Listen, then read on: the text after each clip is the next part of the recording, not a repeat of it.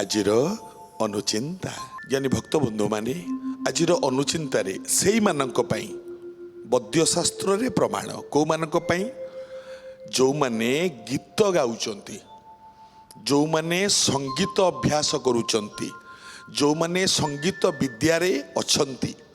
ସେମାନଙ୍କ ପାଇଁ ବିଶେଷ ଏକ ଆଜିର ଅନୁଚିନ୍ତାଟି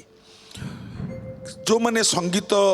ବିଦ୍ୟା ଆଲୋଚନା କରୁଛନ୍ତି ବା ସଙ୍ଗୀତ ପରିବେଷଣ କରୁଛନ୍ତି ସେମାନଙ୍କର ମୁଖ୍ୟ ଅସ୍ତ୍ର ହେଉଛି ତାଙ୍କ କଣ୍ଠ ଯଦି କଣ୍ଠ ଖରାପ ହେଇଯାଏ ବା କଣ୍ଠ ନଷ୍ଟ ହେଇଯାଏ ବା କଣ୍ଠସ୍ୱର ଯଦି ମଧୁର ନ ରହେ ତାହେଲେ ତାଙ୍କ ବେଉସା ବୁଡ଼ିଯାଏ।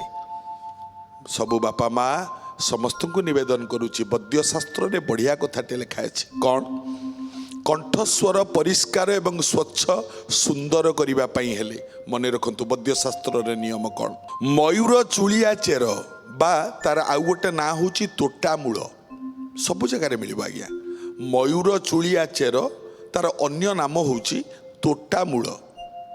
ଏ ତୋଟା ମୂଳ ବା ମୟୂର ଚୁଳିଆ ଗଛର ଚେର ଟିକେ ଆଣି ତାକୁ ପାଣିରେ ବାଟି 7 ଦିନ ପିଅନ୍ତୁ ଅଧିକ ଦିନ ନୁହଁ 7 ଦିନ ମାତ୍ର ଜୀବନ ସାରା କଣ୍ଠସ୍ୱର ପରିଷ୍କାର ରହିବ ଇଏ ହେଲା ପ୍ରଥମ ଦ୍ୱିତୀୟ କଥା ହେଲା ଗୀତ ଗାଇବା ବେଳେ ଆପଣ ଯେତେବେଳେ ଗୀତ ଗାଉଛନ୍ତି ଗନ୍ଧ ଶୁଣ୍ଠି ସବୁ ଜାଗାରେ ମିଳେ ଆଜ୍ଞା ଗନ୍ଧ ଶୁଣ୍ଠି ଖଣ୍ଡେ ଗନ୍ଧ ଶୁଣ୍ଠି କଳରେ ଜାକି ଦିଅନ୍ତୁ ଗୀତ ଗାଆନ୍ତୁ ଦେଖିବେ କଣ୍ଠସ୍ୱର ଆପେ ଆପେ ମଧୁର ଏବଂ ଆକର୍ଷଣୀୟ ହେବ।